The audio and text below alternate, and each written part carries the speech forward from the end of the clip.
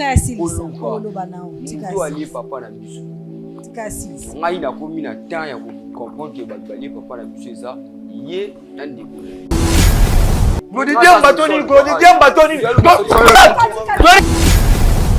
Mutabomi papa nanga bomi mama bomi leki ataka madipe na miso na mama oya liboso waza mama bakulodi ndi mutaboma papa na bio Vele papa so bosunginga te bravo Jésus no belele pa na bino so bosunginga te no sambwa ayebi même pas bita malade papa pe ayebi te isire papa kufeli ata mutu moko te panda papa azangi na malade ayi kutala papa papa liwe ye kosila batangi testament bon bango fo bakende po surtout le mwanda kutofutela to récupérer lupango na biso c'est biloko eza dangereux ndenge totsaki bongo to azana simaliwa papa osalati ayebi liwa leki leki nanga sebi liwa mama nanga yebi yango ya papa nanga yebi yango na kati ya mikanda papachi pourquoi yo limo bengana leki na yo parce que ye pas amona lo yo po baza bandoki. Orphelinat Bravo Jésus, chaque enfant a droit de briller. Shalom, shalom, peuple de Dieu, shalom, shalom, bana nzambe. Eza maman Lydie aye kobe ta porte pona Orphelinat Bravo Jésus.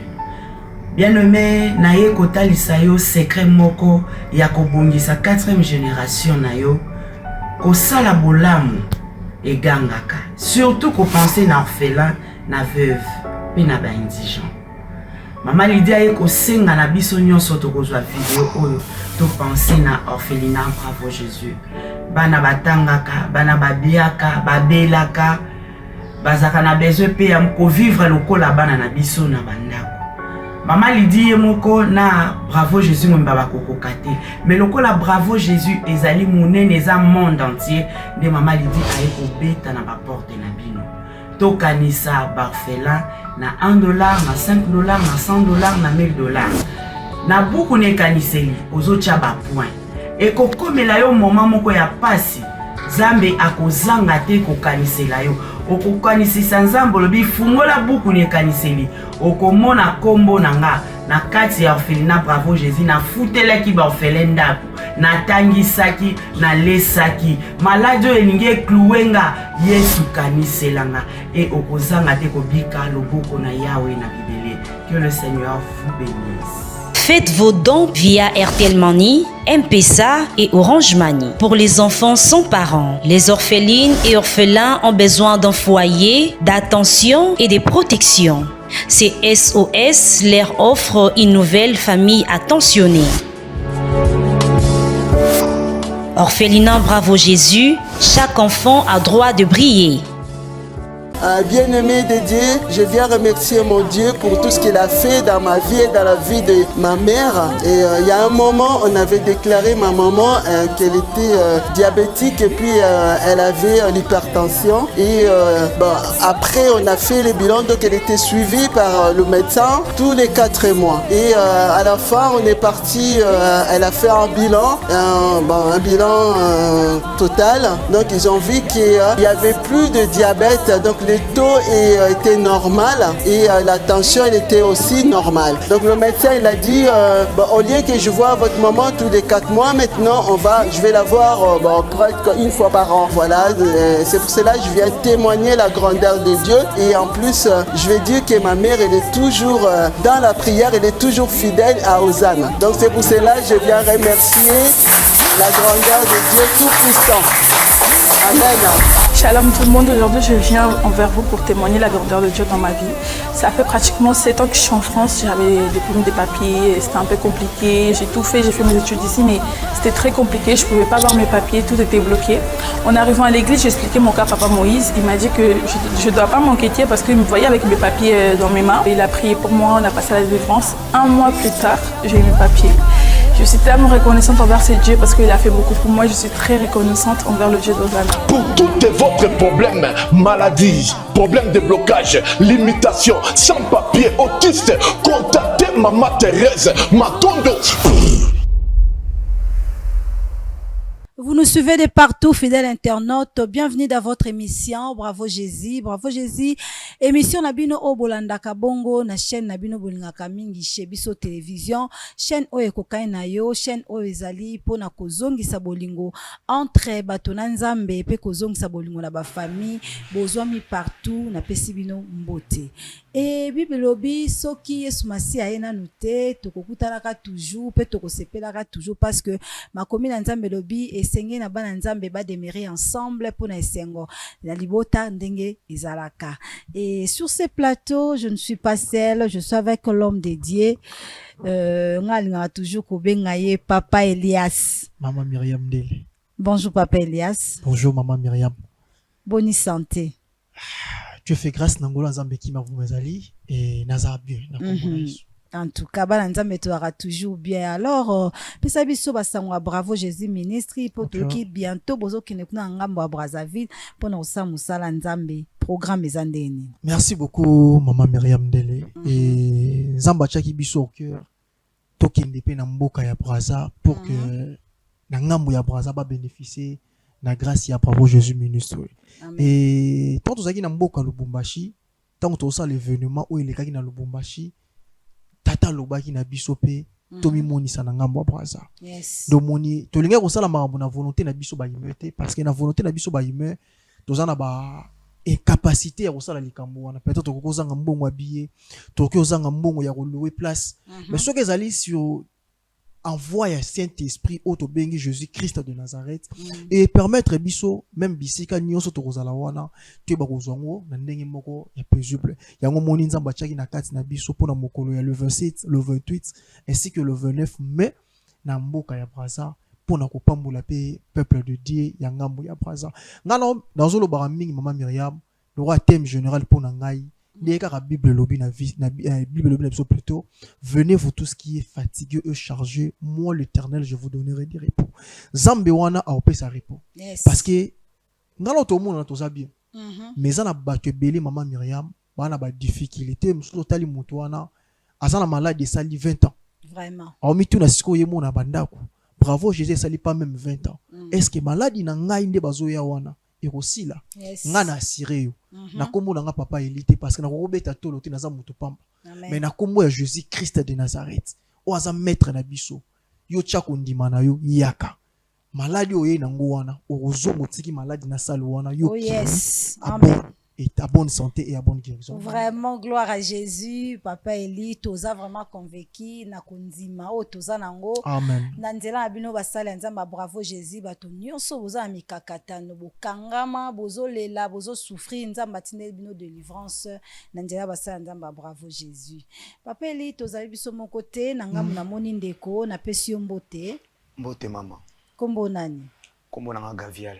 Mende koza de na maya miso nelongi bangsa na opinzoli papeli kamba biso na losambo bongo toko tapoto e bande kwazolela ni avec plaisir to sambeli Seigneur te pèsio merci pour aller le roi de roi o sali biso ngolu ya komona lisusu mokolo lelo tika ete grâce pe ngolu na yo ezala likolo na biso tolingi na émission ya lelo ezalanga Papa Eli na pesa solution te ainsi que Maman Myriam ta pesa solution mais esprit ya Christ ndé mouvé na kati na biso et même solution tout esprit négatif ou toute entité satanique ou akoko telemana o esika zambe ya lola ezala ni le sens fait par le nom puissant de Jésus Christ de tolobi amen amen ndeko pinzoli ya nini ozotangisa pinzoli okoti na plateau directement oza kolela problème ni ezole lisayo mama so moninga na awa sike mais nanga ki bomoto siki atali na kene pana na kopesa nga solution likambu naza nango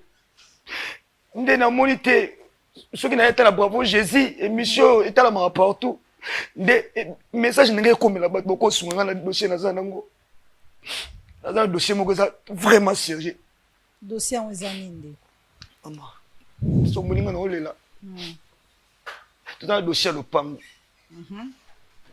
papa na biso aboti biso na mama mibale mais quand on est qui n'a moko mwasi on a tika ki na ye l'absence de papa l'absence de maman parce qu'il n'a orphelin de père et de mère et ben deko na biso pe na ngambu kuna bataki pe mibale Bon père papa na bango kufa mais maman papa ou aboti biso kufa mais maman na bango azali. Papa tiki mapango mibale. Atikeli bango ya bango biso pe ya biso. Alors, na sima liwa papa.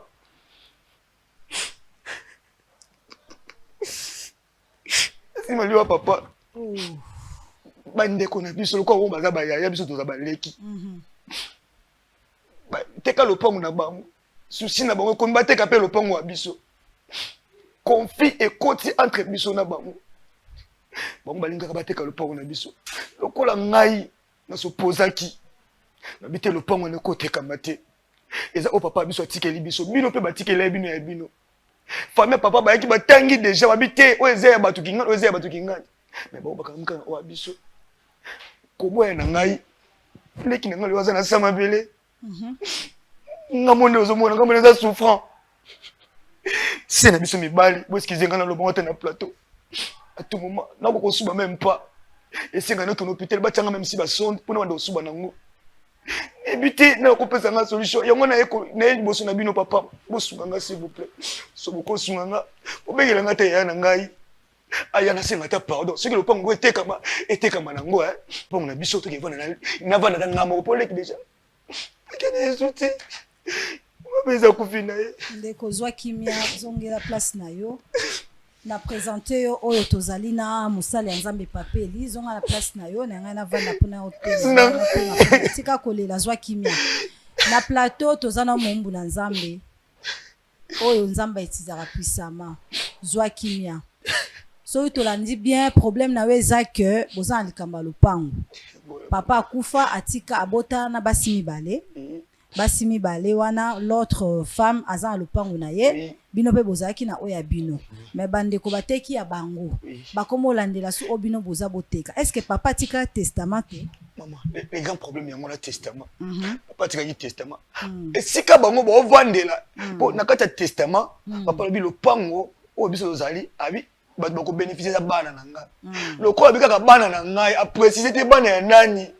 Ne problème mais papa va kufa ne ko ebisanga o eza lopango na bino mutu mota ko boto la binango. Donc papa ebisa ki verbalement que lopango na bino mais na testament papa komi que eza lopango bana ya bana siko bapeli mutu na bwania problème yango. Maman Ngele, merci beaucoup et koyoka ndeko ba ikombo zaki ko na Gaviel papa Gaviel. Maman pas kufa? Maman pas kufa, papa pas kufa. Bobota ma ikombe. Bale kaka, leki na pas kufa ndine tike kanga moko. Zwana nukimi na Gaviel. Maman Myriam. Oui papa eli. Yango moi na famille tant tozo bota. Na bato déjà baboti le rôle bino et sekinai. Toi bana ko la kisaba na nzela nzambe. Yango moi na jeunesse lobby au commencement Dieu créa l'homme et la femme. Et ça a plusieurs bateaux misusu. Bon, bah, écoute, mais c'est en a des femmes. Moi, je veux dire ça, ce n'est pas autorisable. Parce que ceux qui sont autorisés, Salomon a dit vanité de vanité, toute vanité. Ça veut dire que, à cause il y a bassé belé, les mémara confusion, na bana oyoko mobilisa. Parce que, tant que papa Zalon qui a envie, à Ibisi Yaya, le pas on des habits. Mais il y a un commis dans le testament, le pango ya bana. Quand on parle de bana, ils ont tout le deux côtés. Côté na yé, ainsi que na côté mususu. Mais na munoko, aso préciser pas na yé que le pango onde ils ont bien. Vraiment. Yango moni na vie, il faut que l'on ko associer Nzambe na iloko nyoso ça. Ndeko na ngai. Na landi bino na mo bokebi. Ça fait mal. Autant que ça m'a émis. Et on a aussi un pas na yo. Aux 8 ans, mingi ya marché vie na yo, na propre fox ya yo moko ime. Mais le on a eu le bon nouvelle. Ocha Christ au sein de vous. Pourquoi Ocha Christ au sein de vous? Au moni soki nzamba zana yo elongo. Dieu m'a laissé. Si Dieu est avec moi, il n'y a pas de petite sœur dans la tête. Il y a comme Dieu comme la vie sautée. Pourquoi nzambe nga la sambela nzambe na tsape bo fond nga mais pourquoi nzambe atiki na bungisa papa atiki na bungisa mama na bungisa na petite sœur nga atiki nga moko na balabala ko bungisa kondima te frère ko bungisa kondima te nzamba tika mutu te ngamba abwaka mutu te. Dieu t'a laissé soki nzamba tika kiyo mais tu ne tout monde mukolo lelo nga na yota vraiment ce n'est ni par nos propres forces que de tout monde mukolo lelo bato bakufi. Est-ce que ngana auto l'équipe bango na banga nzambe même pas le mal n'est que auto za nango to yeba nzambe mais tu vivras sur le principe sur la terre auto zo vivre il y a des principes comme un exemple soki oloni manga ko s'attendre était que obuka toujours manga tant ozo yeba principe ya nature ne peut ko pesa yo makasi oyeba munene ya nzambe yo yebisa ke nzambe atiki yo pour le obungisi papa obungisi mama obungisi petit sœur obongo job muta bungisaki azali papa abungisi bana boti parce que yo no boti te job abenza batiki abenza batiki eta il y a s'il te plaît mon frère il y a certaines de choses tout ça la rabérère té dans la vie to legara na moment où to bengi épreuve pour te ba monena nzambe nzamba za na monopole ya kopesa yo fois D ya bito nyonso yo biki obungisi azana makasi ya ko ressusciter même ba maman na yo bemba ndeko na yo comme un exemple na kati ya Bible Lazare akufaki Marie Marthe bande kolela mais to Christ aye Lazare azongaki par là je veux te dire que toye ba nzambe na kombo mais toye ba na misala te yo zui tonki d'église tande ko ngai ozui tenter ya koye ba nzambe ozui tenter ya ko méditer la parole de l'Éternel tant makambo ezoya okoyeba comprendre ndenge mambo yi tant ozolingo bunda na adversaire so oza miso kokangama obunda na adversaire ndenge mais so miso neza polele ozoyeba adversaire azoya na nzela boy azoki na nzela te on a koko peso comme conseil la vie et la mort sont au pouvoir de la langue aucun jour na vie na yo peu importe circonstance comme elio on ba nzamba tiki yo malgré ça la rapasi ngam na zoye biso parce que ça la rapasi ça fait mal. Ils ont la battu, ils sont bons, parents. Et ça leur après passe. Mais et c'est que la ranabiso tous en monté ma makasi. N'épée sarabiso makasi les sous ya kolonga certaines choses. Ndekona ozoloba oyoyo lokaye pour la réconciliation comme les ana comme les aglodi. Bango babotami na mama liboso to bino ndi bozana mama liboso. Bino ndi bozana mama mibali. OK. Papa kufi na maboko na bino. Entre papa na mama na kufaki mutali liboso. Papa kufaki liboso et maman landi na sima. Mama olanda na sima. Maman Myriam. Papa. Na rolinga ko expliquer ndeko. Selon révélation. Yes. Pour que alongola illusion na mutunai. Et lo ke bo mama papa na bino. Eza maman wa liboso ni muta bo papa na bino.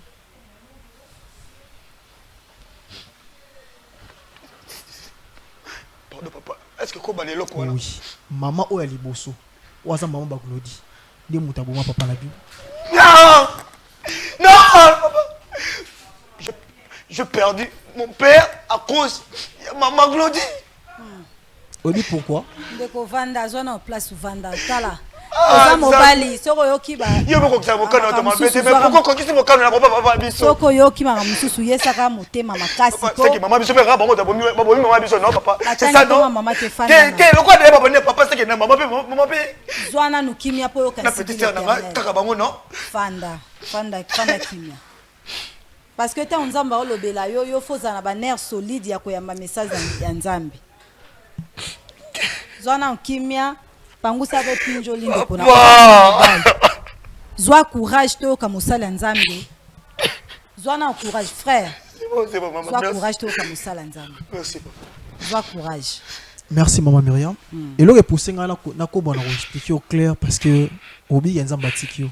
Tandis que nzamba protégera yo jour après jour. Pourquoi ça là que papa na bino akufa? Parce que maman na bino a sa deuxième femme. Ba difficulté papa ba maman ba glodi. Ba lekana papa na bino. Maman la bino ayebaki yango te. Iyo komela ye. Yango moni na introduction na ngata na bandi na yebishio. La Bible nous dit dans Mukanda à Genèse au commencement Dieu crée l'homme et la femme. Qui veut dire que moi si moko mobali moko. Conseil nga na ko pesa na yo. So lingo mona longévité na vie na yo. Ko oser ko sala ba art so papa sala kité. Koko na bino azaki asala ngo. Yé pas zu yango parce que za makila oyo wuti na famille na bango. Mais pour na yo, so ko kati alliance au terre yamba Christ comme Seigneur et Sauveur. On vivra toujours dans cette condamnation. Parce que la Bible nous dit, Maman Myriam, mon toit a mis Christ comme Seigneur et Sauveur. A commis nouveau créature. Yes. A longwe na kata makambo mabi. C'est qui mignolo lo nyonso bané ko kangayi. Tango ya yambi Christ directement etiki a comment vivre ndenge Christ bané ko mona. Conseil na roye bisayo ça sert à rien aussi. Soza na posa, zamba sala ngolo. Malade za na kata nzoto na yo. Elongo. C'est à vous. Il y a refongola motema, il y a rekota Christ. Pas importe il y a des circonstances où yozo le kanango. Mais il y a Christ comme Seigneur peut sauver. Yene moto sala ngolu. Nyonso yo ebonga. Pe na vie na yo otato la monene na nzambe. Ona kokolo ba momuke yango na Maman Myriam. Gloire à Dieu, na vie na otato monene na nzambe le bi mosala nzambe. Ndeko tika na kolela poto comprendre makambo yo zanango. Maladie oyo remarqué yango depuis quand? Depuis que tu m'as dit que tu m'as dit que petite sœur nanga ma fièvre bandi tu soignes les lots ma fièvre bandi après 2 semaines quand y a pamba petite sœur nanga aye kufa non il peut kufa na makamba wela lupango et ngai deka je peux te soigner kaka ngape na banene ngako ba douleur mais normalement c'est normal le quoi biso ba jeune to linga na biso basi peut-être et quoi ça va perfection il y a Mickey qui a réussi là non au fur et à mesure même si les jours il y a même qui n'a pas moko on a participé au Simba ngana ko poser la tino ka passer OK na en hôpital batali ngala ba machine bango na bango loté OK nesi bango nazo souffrir munga mwa isonga telo ko suba na mte ba chota ba sonde o suba tena son na mbongo to ya sondo ezate ndo suba ba zate voir même na papa leki comme le on a parti na bango natikali nga moko isolé orphelin papa so bosungi ngate bravo Jésus no belele pa na bino so bosungi ngate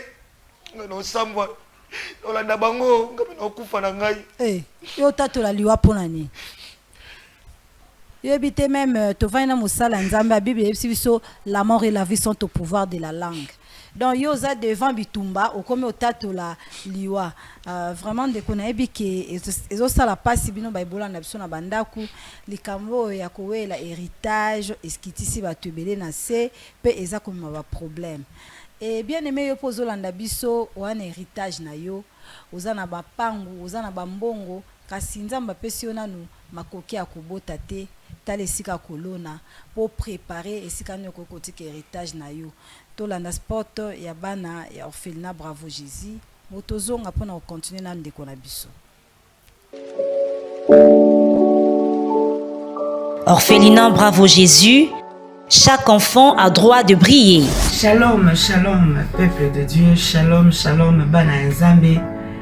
Eza maman Lydie aye kobe ta porte pour na orphelinat Bravo Jésus. Bien-aimé, naye kotalisa yo secret moko ya kobongisa 4e génération na yo kosala bolamu egangaka. Surtout ko penser na orphelin, na veuve, pe na ba indigent. Maman Lydie aye kosenga na biso nyonso tokozwa video oyo to penser na orphelinat Bravo Jésus. Bana batangaka, bana babiaka, babelaka, bazaka na besoin pe ya ko vivre lokola bana na biso na bandako. Maman Lydie moko na Bravo Jésus mbaba kokokate. Mais lokola Bravo Jésus ezali monene eza monde entier de Maman Lydie aye kobeta na ba porte na bino. Tokanisa barfelin na $1, na $5, na $100, na $1000. Na buku ne kaniseli ozotia ba point. Et kokomela yo moment moko ya pasi Nzambe akozanga te kokanisela yo. Okokanisisa Nzambe lobi fungola buku ni kaniseli. Okomona kombo nanga na kati ya orphelinat Bravo Jésus na futelaki ba orphelin ndako. Na tangisaki na lesaki. Malade elingi ekluwenga Yesu kaniselanga et okozanga te kobika loboko na Yahweh na bibele. Que le Seigneur vous bénisse. Faites vos dons via RTL Money, M-Pesa et Orange Money. Pour les enfants sans parents, les orphelines et orphelins ont besoin d'un foyer, d'attention et de protection. C'est SOS leur offre une nouvelle famille attentionnée. Orphelinat Bravo Jésus, chaque enfant a droit de briller.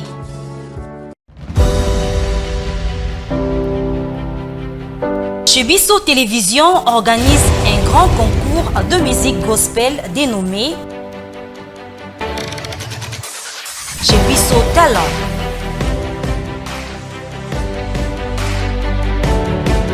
Vous êtes jeune chanteur gospel talentueux, l'occasion vous est offerte pour décoller et vous faire connaître partout dans le monde. Inscrivez-vous dès maintenant en envoyant votre vidéo d'acapella, y compris votre nom, post-nom et prénom,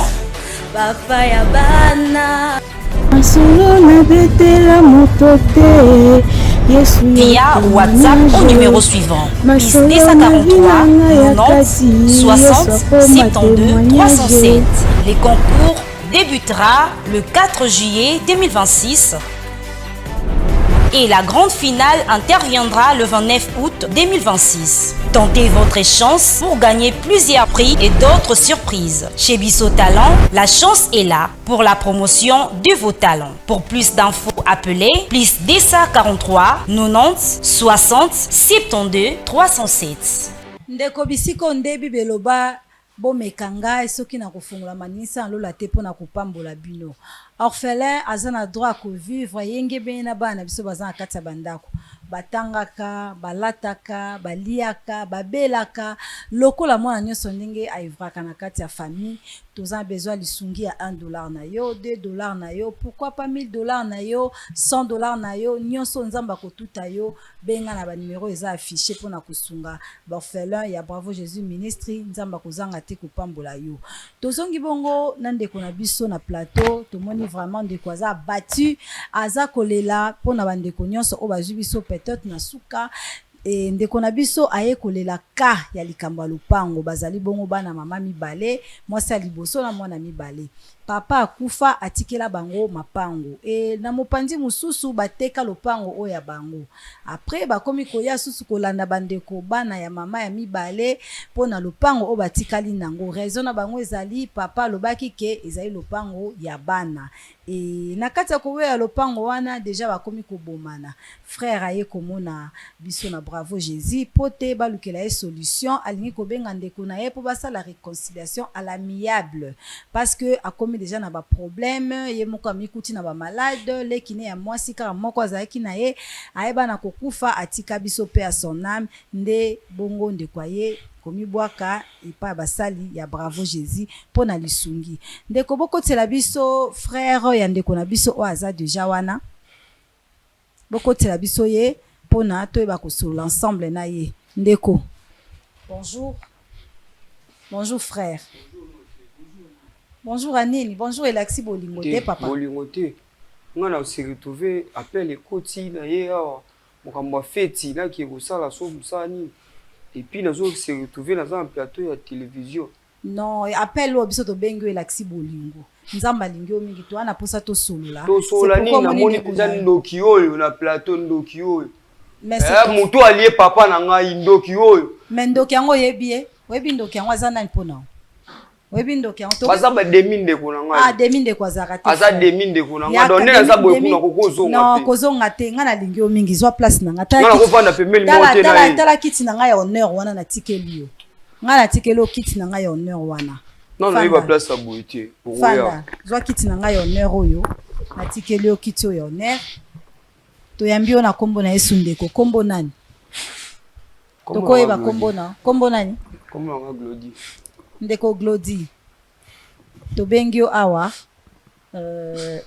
ndengo lobi demi frère na yo mais demi frère azaka te biso to aba bantu aza frère na yo papa Eli frère akomi nini okoyebisa frère en attendant avant de connaître loba. Merci maman Myriam. Papa Claudie. Oui, papa Eli. Bonjour. Bonjour. Ndeko aza mopanzi na biso aza ndeko na bino? Na papa na biso abota na mwasi mosusu. Ok. Bongo bino obotami combien? C'est le dos tout bota midi. Botami balé? Oui. Yo mwana liboso? Oui. Ya mibale aza? Azali. Aza mwasi to mobile? Aza mobile. Aza mobile. Ok. Oh bah olela lukuta, olela ni. Bosa mabe apozo olela. Bon ça mabe. Est-ce que mon problème ezali na kati sa famille? Problème ezali ko? Problème ezali. Eza problème ni obozana na famille de bovanda. Biso certainement papa azalaka en vie, azalaki bien, makam tout à l'aise. Pour se retrouver papa Zuma malade moi muki. Papa eko kufa. Bandoki bali papa ezanani. Yé nandeko na ye. Oh. S'il vous plaît. Ok. Non, tolérance à nous, mais insultez là, s'il vous plaît. Frère, tika ya silisa oloba nao. Tika Mutu ali papa na biso. tika ya silisa. Ngai na komi na temps ya ko comprendre que bali papa na biso eza yé nandeko na ye. Baza ba démon numéro 1 et puis privilégié ya liwa papa. Bayaki matanga baleli makasi pour que bango bandoki. Tant biso toye ko se renseigner. Tomoni kiza bongo. Ngai etaki mwana liboso ya famille nyonso mibali. Yaki kozwa décision. Maladi ya papa eliaki mbongo ebele. Sika ki toteka lupango o biso to andai kovanda. Tant toteki lupango biso to bandai kovanda. Lupango no ya liboso ya papa biso to komi kofutela. Mais tondimi po papa zwa guérison. Ok. Et arrivé mbongo to esili papa pa zati. Totika ina lupango moko o batikela bandoki o. Na kati ya lupango wana papa tanga sali ba testament y compris ba nini. Papa lobaki lupango wana eza ya bana biso. Papa bandai kovanda biso. Papa kei. Papa liwe ye kosila batangi testament. Bon, bango fo bakende po biso to longwanda ko to futela to récupérer lupango na biso. Oh. Mais arrivé to koma boye, bango bakomi kotia o bakolongwa te ba osala nini te. Il dit des mensonges, il dit Botika le bêtise de plateau, pourquoi Botika le C'est là ya silisa tolérance. Tolérance. Ndenge na lobaki soki bazo continuer ko wela lupango wana. Na ndimi te ki ata nzinza otikala. Oh. Mais lupango ndeko otikala. Ali biso te ko vanda ngo. Onenga zotaka kiteti boye. Eza batu ba okosa ye. Mais soki a umelika boye. Na ebiti. Ya Glody. Ndeko naza boye naza pe na poso ava na eti. Fallait que tu ndeka na moni boye fena kinde. S'il vous plaît, ya ngala sepel na yo parce que na moni charge de responsabilité ya rozala yaya na kati na yo. Vous aura décision pe réalisera décision en tant que yaya. Et là il s'est linga pende senga ko sepela na yo to sola. D'abord de to vandi boye, to vandi juste pour to loka réconciliation na kati ya famille. To loka auto bengi harmonie. Harmonie na famille et puis ça rabiso senga. Soki le loyo bongi ozande ko na ngai na aider. Na libete ka kubunga. Lia makila bino mibalo ngolo. Mais boza makila moko. Botika na loba te pourquoi ka yenda loba ngai bona loba te pourquoi. Cela no to kana musala nzamba loba yo po loba. Olingo loba nini wasi? Papa. Nyonso ucho loba. Eza bet ayebisanga papa kufina hôpital ni. So wiki papa zayi pa na bango ayebisanga papa kufina hôpital ni.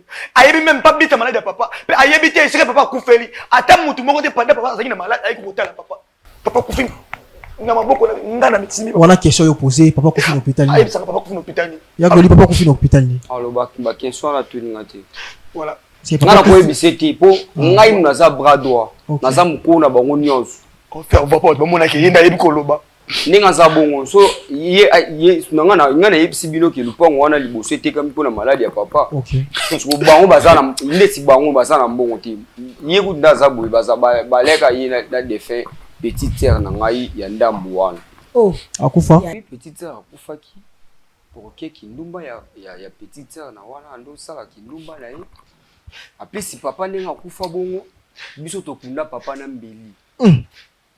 Biso la coutume na biso eza soki bomoni liwa muta kufi clair te. Faut bokunda ye na mbeli, botie biloko eza dangereux. Ndenge totaki bongo, mutu to aza na simaliwa papa ozala te. S'il vous plaît papa, s'il vous plaît. Akotika la ko vivre. Si je comprends bien. Ezama comme se koleka ngaka boye ka boye na misu na ngabo koleka. Je suis venu pour la réconciliation, mais na moni ndeti façon comme ke na ngeza bien te. Glody, na bengono Glody non. Glody, ocho ba to aussi là, nto tika la te. Si je comprends bien petite sœur nanga, il y a sa cause. Petite sœur na kufi na kindumba. Petite sœur na kufi. Non, tolérante. S'il vous plaît. Bon, on va tout quand même. Petite sœur na kufi hôtel, bon moto bon moto. Glody bon moto. Petite sœur na kufi wapi? Tumbate. Hôtel wana ndo kimtako bomba. Petite sœur na kufi hôtel. Petite sœur na kufi hôtel. Ozomi ya hôtel. Lié bate. Bon, on respire même si on voit exactement. Donnez fait gaffe. Babomela symbole en zoto. Babomela information. National symbole en zoto. Kitana nwanda mundeko. Kitana so boza ko mata bosolo. Mutazo bala mesu en plein air abaki non. Parce que la mtoto tika zate. C'est la vérité que ça ndoki ya bili wane kinanga. Ngolo bana. Bitumbate. Ndeko vanda. Zala maeli. C'est bon. Zala maeli. Eke mabe. Mais n'est que le capote solo on a dit non posa ya mo déjà lobby abi liwa le yeleki nanga c'est abi liwa mama nanga yebiango ya papa nanga yebiango c'est que inutile de réconcilier. Alors je vais maman aussi. Je vais maman. Tu moi aussi. Biso awa batu bakufa te. Awa ezande bomo fanda. C'est que maladie on a ça nango. Biso awa eza bomo yo fanda. Awa mutakufa te pe mutakokufa awa. Nzambo mo na yo. Zwana kimia, zwana kimia. Na posa nango. Solution, zwa kimia. Na posa nango. Hello, on a osenga Ndeko Glody. En tout cas, par respect à l'homme de Dieu, autoza na plateau na sengo zwana kimia. Ndeko nanga pe to sengi yo pe zwana kimia. C'est bon maman. Zwana kimia parce que tu oye awa obenga ki pona réconciliation. Papa Glody. Zwana kimia. Oui pasteur. Le pont o etikali. Jusqu'à maintenant no boté ki ngote. Mais comment ça fait tu zo bana monoko na yo? Biso tozo futé là. Les tozo ngato benga na bango biso to vanda. Papa lobaki za ya bana. Ya bana. Kasi pas za mwana lokwa yo. O benga na mwana lokwa yo te.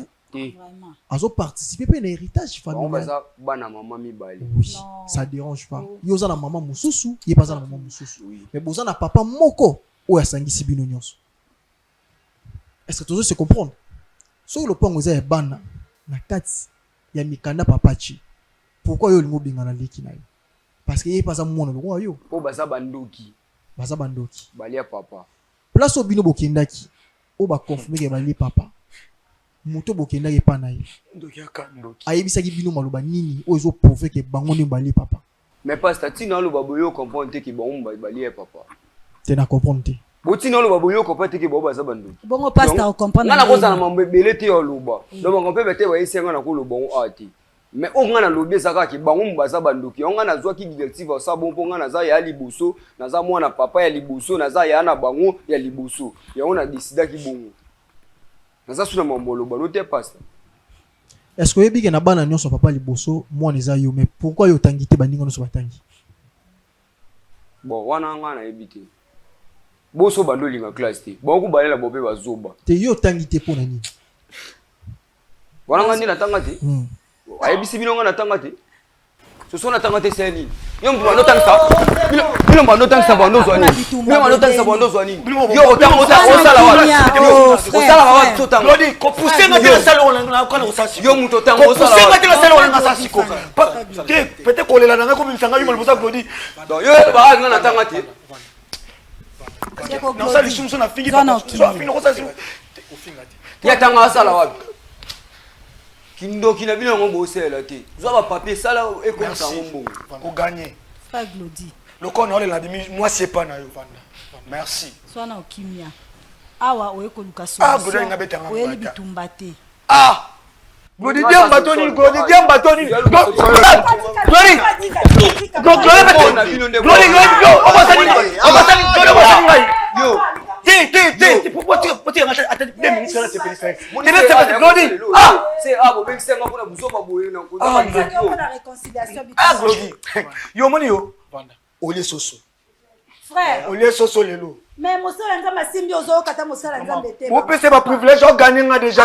Tiens ma babi, alors ma bigo tiens ma babi. Gagner eloko moko te. Muta bomi papa nanga bomi maman bomi leki. Tiens ma babi pe la mise ma.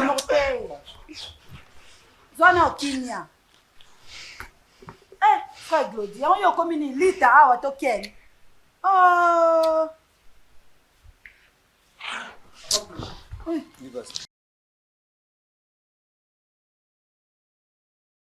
Ya Glody. C'est au benga soki soit disant pasteur na maman na comprendre okuté so boza botete mbaniste na zuba oyo. Papa Glody. Oboso na banda oyo. Au benga abubo imilie ngai. Mais yo nengo tesinga awa na miso ba to télé. Yo yebaki. Oh ça les coquilles. Autour ça na solo monte. Glody o ça ngelo te. O sala ngote.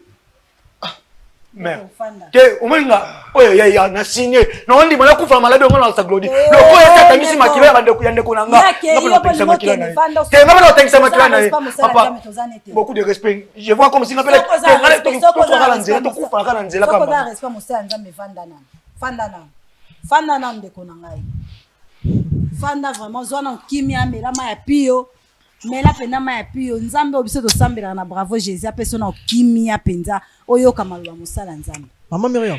Papa. Si vous pouvez kotangela ngai na Marc. Bangi pasteur. So la bangi pasteur te Glody est timide beti mbata. Bien. Marc chapitre 8 verset 36. Marc chapitre 8 verset 36. Marc 8 verset 36 totangi na kombo na Yesu. Amen. Et que certes il y a un homme de gagner tout le monde s'il perd son âme. Amen. Amen. Ya Glody. Papa na ngai excusez. Glody ko ba fazer wana nga ko na nga. Na bengo na kombo ndeko na yo. Papa na ngai. Peut-être musu na version lingala, na version français, pour comprendre un moment musu likolo. Ne expliquer na version lingala pour eba eloko nini oyo ya koluka awa. Na mam oyo lingo prendre décision sala.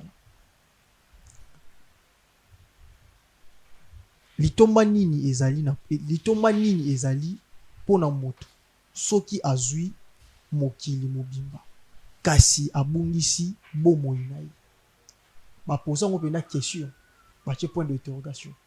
Litomba nini eza na moto azui mokili mobimba mabungisi bomoi na ye. Oza na posa ya vie na yo.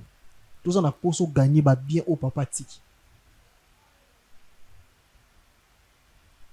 Na mona batu na se na moyo a weleli ba bien a protéger ngo jalousement mais ya kufi ba bien tikali mais na mona batu azui ba bien tiki yango l'écart akie musika mais ayi asombi ko leka ba bien ba tikaki na famille.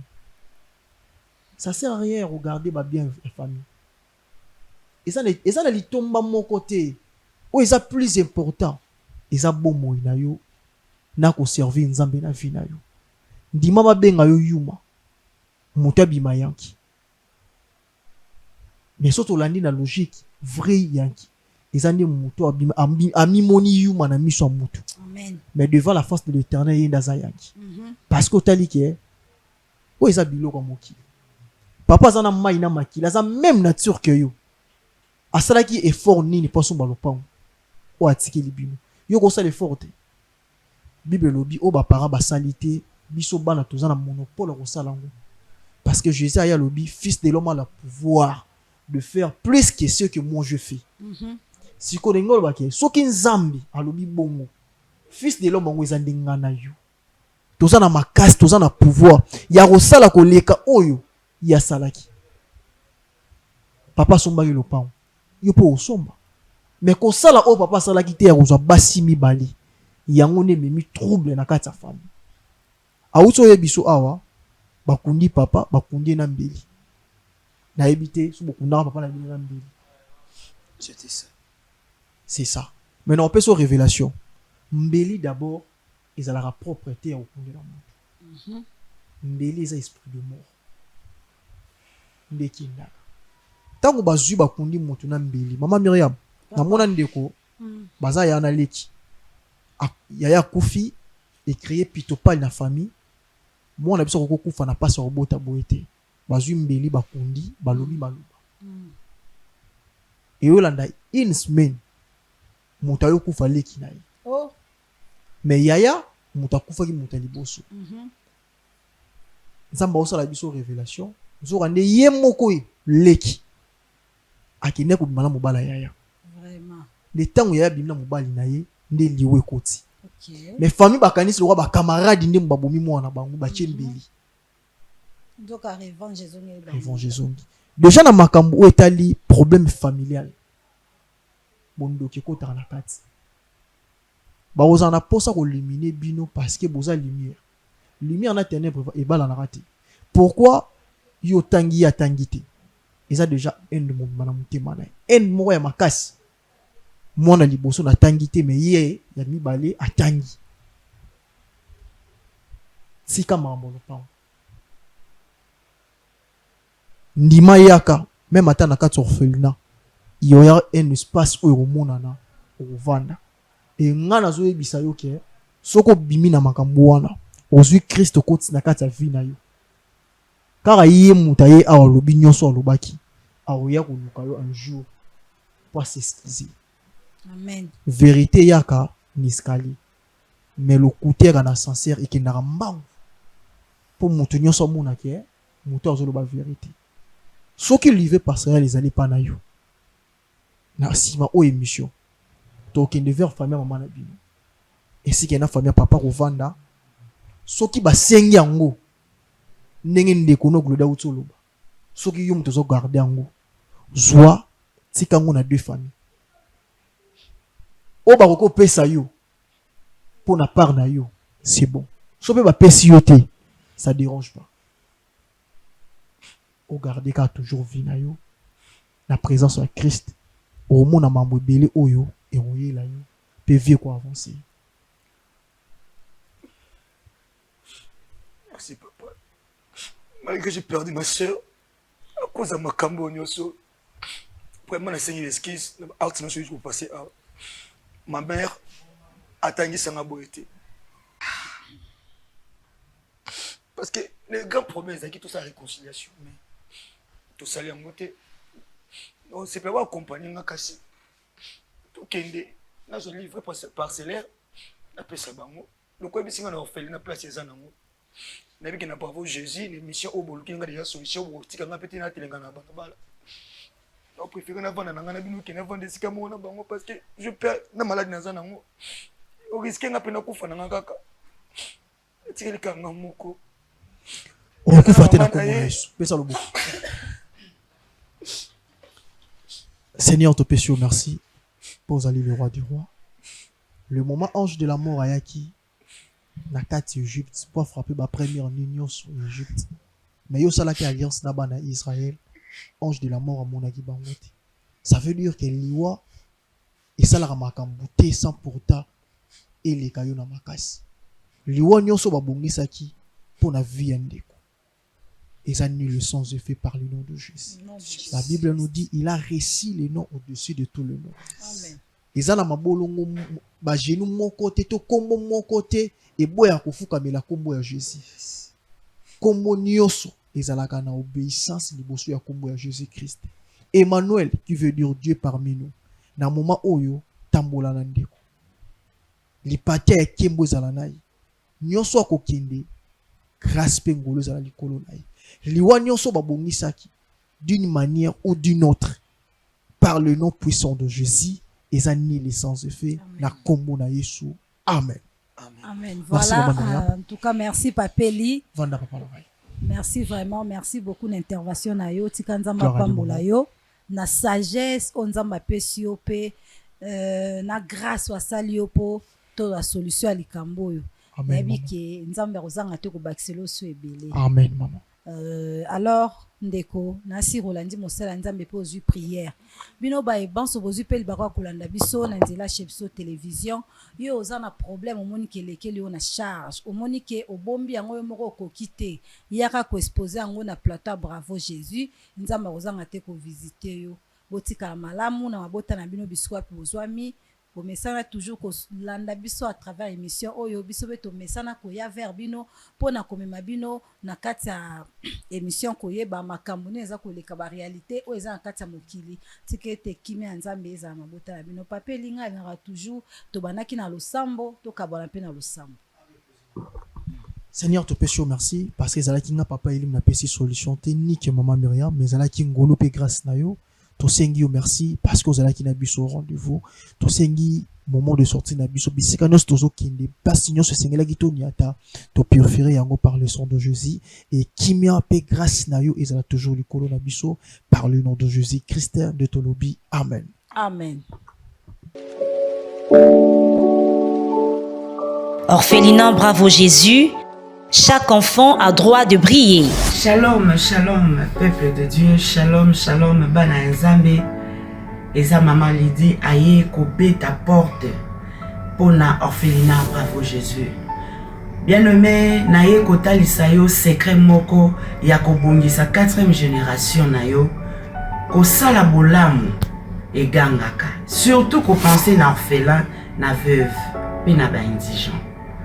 Maman Lydia eko senga na biso nyonso tokozwa video oyo to penser na orphelinat Bravo Jésus. Bana batangaka, bana babiaka, babelaka, bazaka na besoin pe ya ko vivre lokola bana na biso na bandako. Maman Lydia moko na Bravo Jésus mwemba bakokoka te. Mais lokola Bravo Jésus ezali monene eza monde entier, nde Maman Lydia ayeko beta na ba porte na bino. Tokanisa barfelin na $1, na $5, na $100, na $1000. Na buku ne kaniseli ozocha ba point. Eko komela yo moment moko ya pasi. Zambe akozanga te ko kanisela yo. Okokanisisa nzambo lobi fungola buku ne kaniseli. Okomona kombo nanga na kati ya orphelinat Bravo Jésus na futelaki ba orphelin ndako. Na tangisaki, na lesaki. Malade elingi kluwenga Yesu kaniselanga. Et okozanga te kobika loboko na Yahweh na Bibélé. Que le Seigneur vous bénisse. Faites vos dons via RTL Money, M-Pesa et Orange Money. Pour les enfants sans parents, les orphelines et orphelins ont besoin d'un foyer, d'attention et de protection. Ces SOS leur offre une nouvelle famille attentionnée. Orphelinat Bravo Jésus, chaque enfant a droit de briller.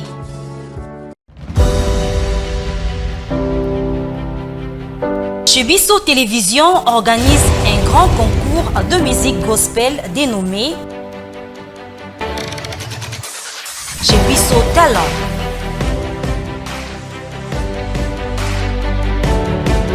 Vous êtes jeune chanteur gospel talentueux, l'occasion vous est offerte pour décoller et vous faire connaître partout dans le monde.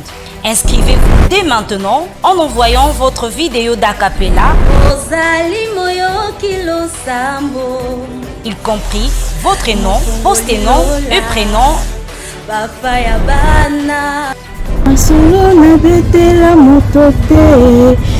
via WhatsApp au numéro suivant plus 243 90 60 72 307. Les concours débutera le 4 juillet 2026 et la grande finale interviendra le 29 août 2026. Tentez votre chance pour gagner plusieurs prix et d'autres surprises. Chez Bisso Talent, la chance est là pour la promotion de vos talents. Pour plus d'infos, appelez plus 243 90 60 72 307. Bien-aimé de Dieu, je viens remercier mon Dieu pour tout ce qu'il a fait dans ma vie et dans la vie de ma mère. Et il y a un moment, on avait déclaré ma maman qu'elle était diabétique et puis elle avait l'hypertension. Et après, on a fait le bilan, donc elle était suivie par le médecin tous les 4 mois. Et à la fin, on est parti, elle a fait un bilan, un bilan total. Donc ils ont vu qu'il n'y avait plus de diabète. Donc le taux était normal et la tension elle était aussi normale. Donc le médecin il a dit au lieu que je vois votre maman tous les 4 mois, maintenant je vais la voir presque une fois par an. Voilà, c'est pour cela que je viens témoigner la grandeur de Dieu et en plus je vais dire que ma mère elle est toujours dans la prière, elle est toujours fidèle à Hosanna. Donc c'est pour cela que je viens remercier la grandeur de Dieu Tout-Puissant. Amen. Shalom tout le monde, aujourd'hui je viens envers vous pour témoigner la grandeur de Dieu dans ma vie. Ça fait pratiquement 7 ans que je suis en France, j'avais des problèmes des papiers, c'était un peu compliqué, j'ai tout fait, j'ai fait mes études ici mais c'était très compliqué, je ne pouvais pas avoir mes papiers, tout était bloqué. En arrivant à l'église, j'ai expliqué mon cas à Papa Moïse, il m'a dit que je ne dois pas m'inquiéter parce qu'il me voyait avec mes papiers dans mes mains. Il a prié pour moi, on a passé à la délivrance. 1 mois plus tard, j'ai eu mes papiers. Je suis tellement reconnaissante envers ce Dieu parce qu'il a fait beaucoup pour moi. Je suis très reconnaissante envers le Dieu d'Hosanna. Pour tous votre problèmes, maladies, problèmes de blocage, limitations, sans papier, autiste, contactez Maman Thérèse Matondo.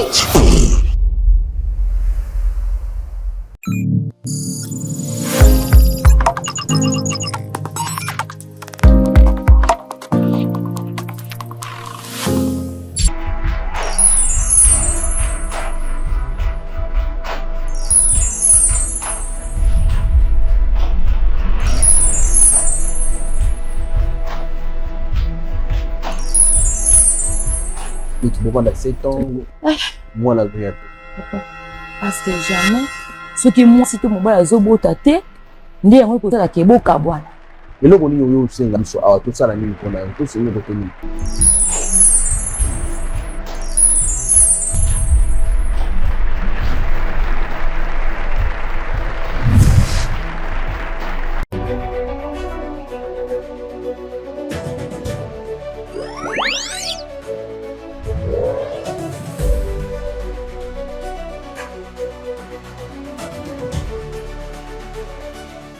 Chez Bisso Télévision, la chaîne qui vous ressemble.